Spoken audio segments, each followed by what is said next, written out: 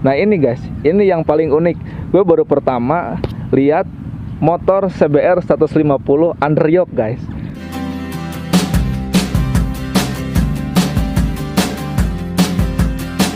Oke guys, assalamualaikum warahmatullahi wabarakatuh. Jadi hari ini gue mau nge-vlog lagi seperti biasa, tapi ada yang berbeda. Untuk hari ini gue mau tes ride motor CBR 150R punya teman gue.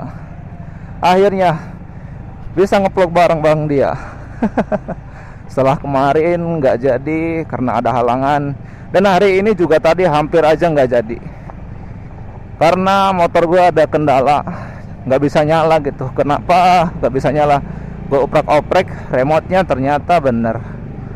Akhirnya bisa nyala dan alhamdulillah sekarang bisa riding guys.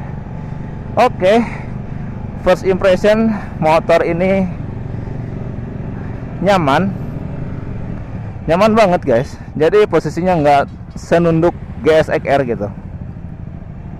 Ini lebih ke yang sport touring ya posisinya. Jadi untuk perjalanan jauh kayaknya ini enak banget gitu, nggak terlalu pegel, di tangan juga nggak terlalu menekan, di pundak juga enak. Dan untuk tampilannya menurutku motor ini salah satu yang paling keren gitu. Soalnya dia dari lampunya, sudut-sudutnya itu kerasa banget gitu kan, persegi set-setnya gitu. Wow, oke. Untuk tenaganya lumayan di putaran bawah. Dia lebih ngejambak gitu kalau dibandingkan dengan GSX-R 150 punya gua. Kalau untuk GSX-R dia di bawah kurang menonjok gitu. Jauh. Oke, belum gue setting.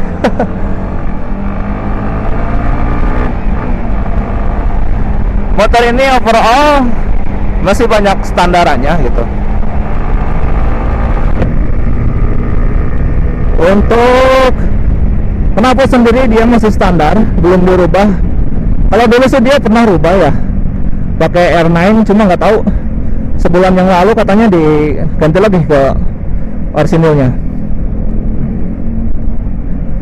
Dan dia sudah pakai underbone. Iya benar. Jadi posisi kakinya lebih racing, lebih menekuk gitu. Nah kalau seperti ini di bulak-balok memang lebih ringan GSX-R ya dibandingkan yang ini. Kalau yang ini memang agak sedikit banget lebih berat gitu. Nah yang paling penting adalah dari motor ini posisi ridingnya guys. Jadi selain dia motor sport gitu, dia posisi ridingnya nyaman banget. Jadi kalau misalkan kalian punya motor ini guys, perjalanan jauh itu nggak akan masalah gitu. Karena apa? Nggak akan terlalu capek. Beda dengan GSX-R ataupun R15, dia posisi ridingnya lebih nunduk guys, lebih racing gitu. Jadi pasti bakalan lebih capek, lebih pegel juga. Kalau ini anjir nyaman banget. Buat boncenger juga ini lebih bersahabat dibandingkan yang ono. Dia udah joknya kecil, tinggi lagi. Jadi kurang worth it lah kalau buat boncengers. Ya nanti di sana kita mau review perubahan apa aja di motor CBR 150 ini. Apa aja yang udah dirubah. Oke. Ininya ringan banget nih, sumpah. Koplingnya ringan banget. No. Iya kan, nonjok banget di putaran bawahnya. Satu lagi teman gue di belakang dia pakai CBR juga. Jadi ini 2 CBR lawan 1 GSX. Wow, anjay. Untung buru-buru, telat sedikit aja udah kena. Oke.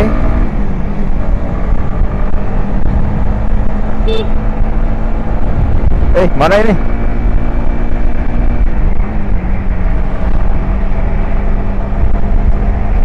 Ya guys, jadi seperti yang tadi sudah gue bilang di jalan, gue mau nge-review motor ini secara langsung gitu. Apa aja yang sudah dirubah, apa aja yang sudah dimodifikasi gitu. Nah, untuk modifikasinya di area depan, kita mulai dari atas dulu ya. Yang pertama itu windshield ya. Ini windshield modifikasi. Jadi kan yang bawaannya dia nggak terlalu tinggi dan nggak terlalu cekung gitu ya. Jadi dia dominannya lebih ke flat gitu di sini. Ini yang pertama. Kemudian untuk yang kedua itu ada spion. Untuk spionnya dia udah ganti menggunakan yang punya R25 ya. Ya, punya R25. Spion Nemo. Dia lebih kecil posisinya, jadi nggak terlalu memanjang ke pinggir gitu guys. Untuk bagian bawahnya lagi, ini ada apa, lampu sen ya Yan? Lampu sennya dia udah diganti ke modifikasi, lebih kecil, cuma lebih simpel kelihatannya gitu. Jadi nggak terlalu mengganggu mungkin. Oke, selain itu apa lagi? Bawah. Undercoil. Oh iya, benar undercoil. Ya, ini.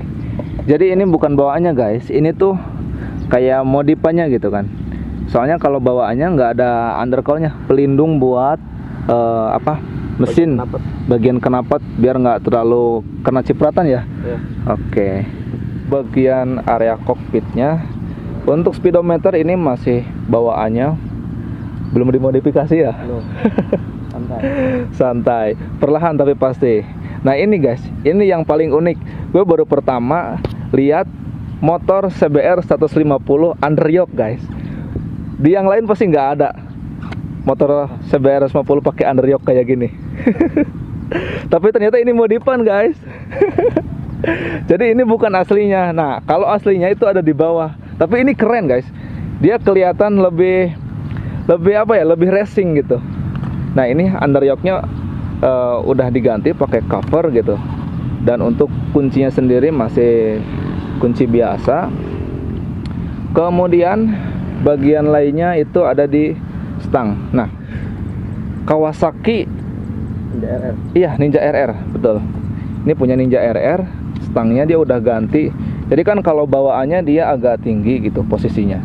Cuma kalau untuk yang ini dia lebih rendah dan sudutnya tuh lebih nyiku gitu. Makanya dia ganti. Oke. Selain itu dia udah ganti juga hand gripnya. Hand gripnya ini merek Monster. Cuma ini lebih ringan guys. Kalau dibandingkan dengan punya gue, dia lebih keras. Tapi kalau ini lebih ringan.